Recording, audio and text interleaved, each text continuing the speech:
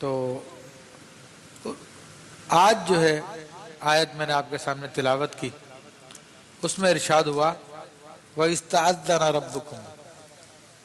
اور یاد کرو جب تمہارے رب نے سنا دیا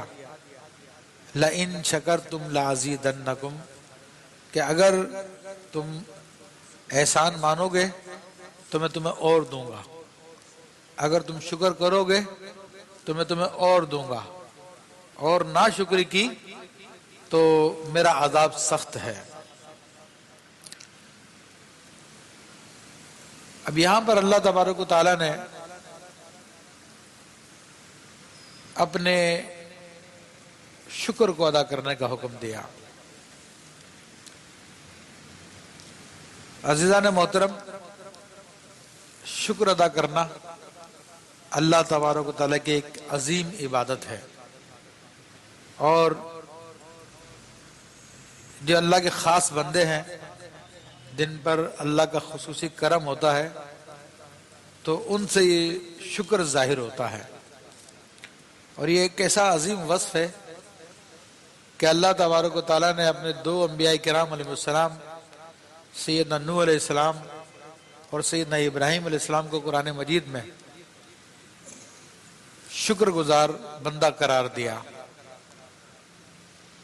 ایسے ہی سرکار دو عالم صلی اللہ تعالیٰ علیہ وآلہ وسلم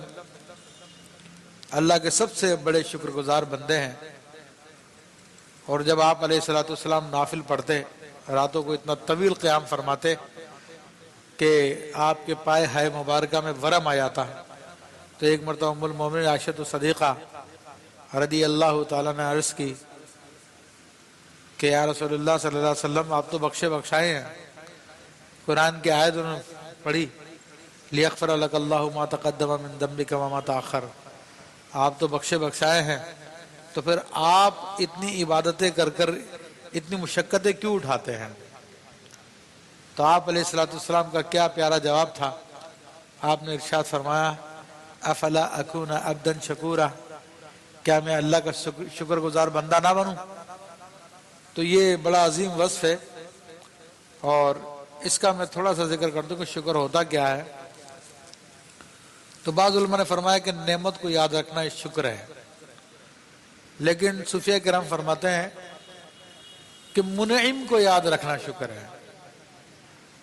یعنی نعمت دینے والے کو یاد رکھنا شکر ہے، کہ نعمت تو سب لوگ یاد رکھتے ہیں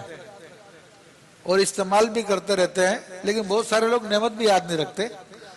کیونکہ ہم لوگ روحانی علاج کے لیے بیٹھتے ہیں تو بہت سارے لوگوں کی زبان پہ جملہ ہوتا ہے، خاص طور پر خواتین کے زبان پر، تو میری زندگی میں تو کوئی سکون ہی نہیں ہے، نہ جانے میری پریشانیاں کب ختم ہوں گی۔ تو یہ لوگوں کی زبان پر ایک عام جملہ ہوتا ہے، اور یہ بہت بڑی ناشکری ہے، اتنی بڑی ناشکری ہے کہ اس کو میں کیا بیان کروں، کہ حالانکہ وہ شخص میرے پاس چل کر آیا، اس کے پاؤں سلامت ہے، اس کے ہاتھ سلامت ہے، اس کی آنکھیں سلامت ہے، اس کا جسم سلامت ہے، کچھ معاملات کی وجہ سے اس کو تھوڑی بہت پریشانی ہوئی ہے، تو اللہ کی ساری نعمتیں بھول گیا، سارا جو اس نے کرم کیا ہوا کہ اس کی زبان چل رہی ہے جس سے بات کر رہا ہے، اس کے کان کام کر رہے جس سے وہ سن رہا ہے، آنکھیں کام کر رہی جس سے دیکھ رہا ہے، ان تمام نعمتوں کو بھول گیا وہ، اور چند ایک باتیں جو اس سے ساتھ پیش آ گئی انہیں کو لے کے بیٹھ گیا، اور کہتا کہ میری زندگی میں تو کچھ سکون ہی نہیں ہے، نہ جانے میری پریشانیاں کب ختم ہوگی۔ تو یہ بھی ایک صورت ہے کہ بہت سارے لوگ نعمت کو ہی نہیں پہچانتے، اور اکثر وہ لوگ ہوتے ہیں جو منعم کو نہیں دیکھتے، نعمت پہچان لیتے لیکن نعمت دینے والے کو نہیں دیکھتے۔ اور حقیقت شکر کی یہی ہے کہ جس نے آپ کو نعمت دی آپ اس کا تصور رکھیں تو آپ نے گویا کہ شکر ادا کر دیا، اور آپ نے اپنے نعمت دینے والے کو نہیں پہچانا تو اس کا مطلب یہ کہ آپ نے شکر ادا نہیں کیا۔ حضرت داؤد علیہ السلام اللہ کے شکر گزار بندے تھے، تو ان کے بڑے واقعات اس حوالے سے آتے ہیں۔ تو عرض کیا میرے رب تیرا شکر میں کیسے ادا کروں؟